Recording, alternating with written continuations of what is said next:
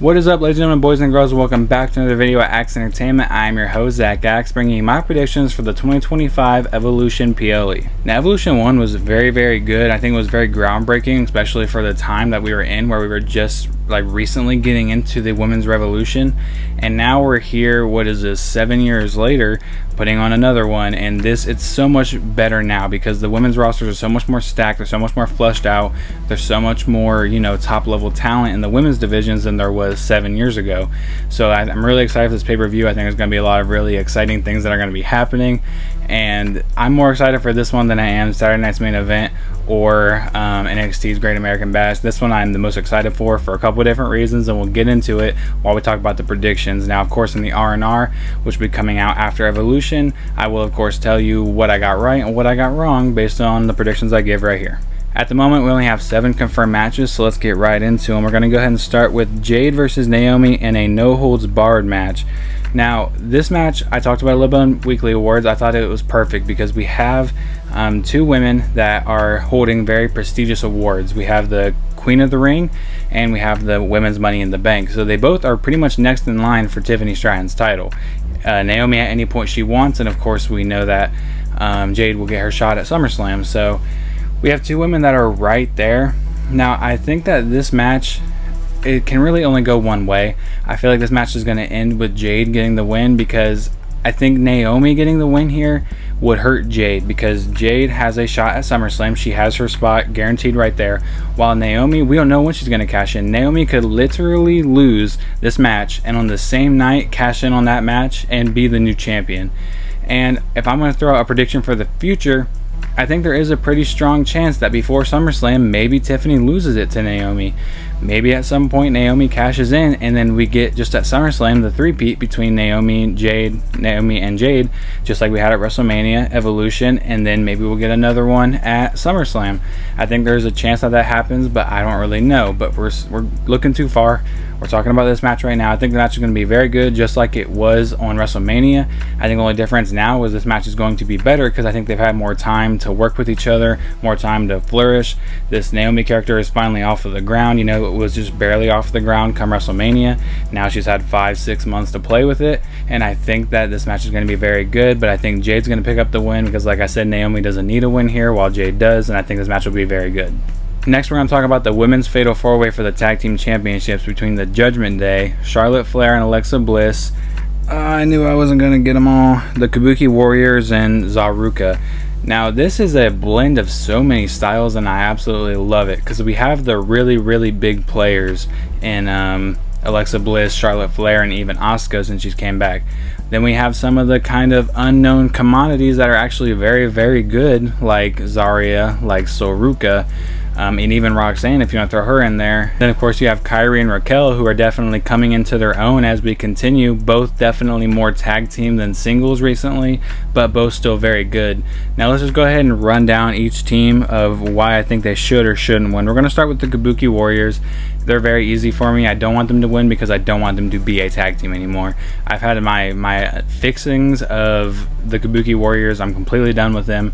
I think Asuka is way too good to be stuck in this women's tag team division that is constantly dead, and I think Kairi Sane is finally getting TV time, finally doing good on her own, that I don't think she needs this tag team. And then we'll go into Zaruka. I don't think they're going to win because I think if you watch my predictions video for Great American Bash and Saturday Night Main Event, I think that we're going to see maybe a split up here, or this is going to sow the seeds for a split up. We've already seen a spear happen to Soruka, and I think that this is definitely starting to plant the seeds, and I think this match will continue to either A, plant the seeds, or B, completely destroy this team. I think Zarya either turns on Soruka here, or I think maybe we see a spear like we did, and then they turn on each other next week. I could very well see the Judgment Day holding these titles for even longer, because since Liv's out and this division's kind of dead and they probably want to build it up some, that we should just keep it on the same champions. But I don't think that's what's going to happen. I think Roxanne and Raquel are going to lose here, and I think they're going to lose it to the team of Charlotte Flair and Alexa Bliss, because I think that this team right here is such an odd couple that is actually working, that I think this is the perfect opportunity to give them a award like this.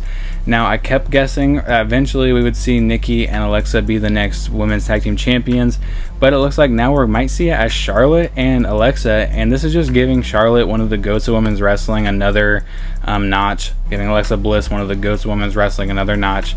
And this WWE really loves odd couple pairings. They really love when that happens, and the chemistry with these two are actually very good together. As much as their qualifying match absolutely blew hard, that match sucked so bad, I think that they have a strong chance of winning this match because, like I said, odd couple pairing, two huge stars.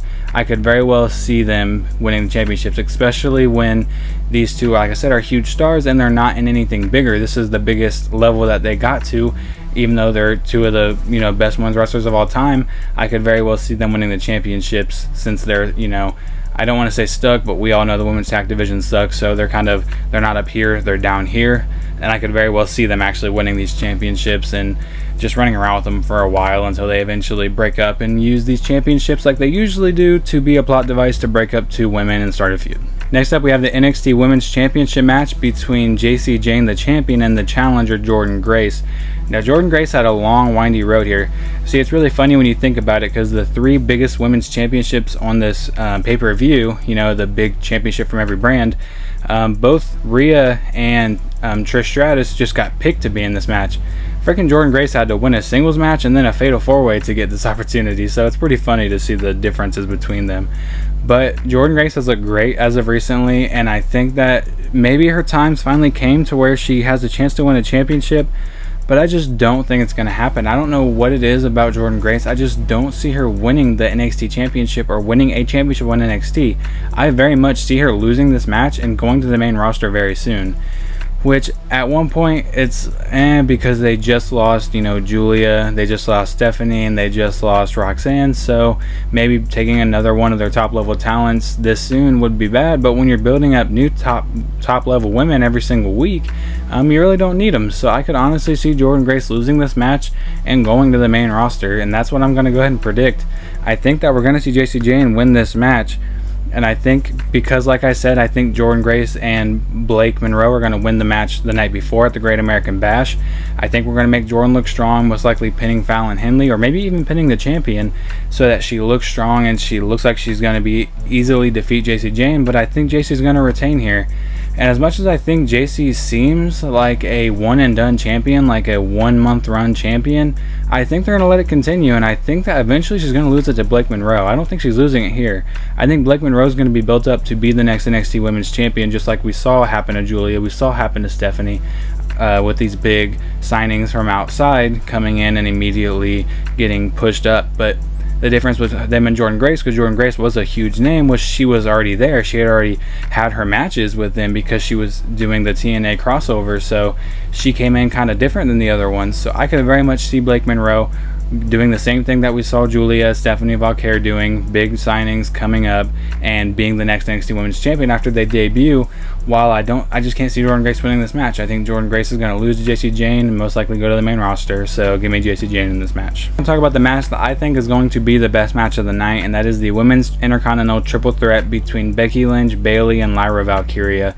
Now, why do I think this match is going to be the best? Easy, because Becky and Lyra had some of the most entertaining TV that you've ever seen. They had two of the best matches in the women's division in a very long time. I think that these two are just going to bring their chemistry and bring their like amazingness. I can't even describe what happens to these two women when they're against each other. They just like bring out this whole new side of each other, and I think they're going to bring that to Bayley. I think Bayley, because Bayley's also in this match, and I think they're going to bring that in, and I think they've actually done a very good job at incorporating Bayley. Like at first, Bayley kind of seemed like forced, even though she had the storyline written right there. She got taken out by Becky. Lyra didn't care. Lyra was just happy she was at WrestleMania winning championships with somebody.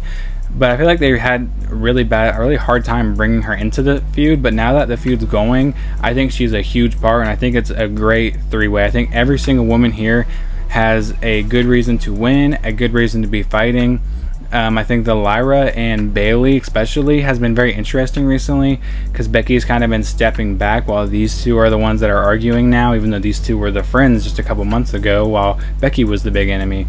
and I like that we're kind of seeing, besides Becky of course being a heel, the other two are kind of in between heel and face. You can't really tell with these two if they're heel or face right now, because they may say the right thing and look like faces, but they're constantly doing heelish stuff to each other. So I like that we have blurred lines for all of them. I think the match is going to be great. This is 3 of the best women's wrestlers you have on the roster fighting for the IC Championship, and at the end of the day, I do think Becky Lynch is going to pick up a win. I think that Lyra and Becky will end up having some kind of spot to where Lyra and Bayley will have some kind of spot allowing Becky to win.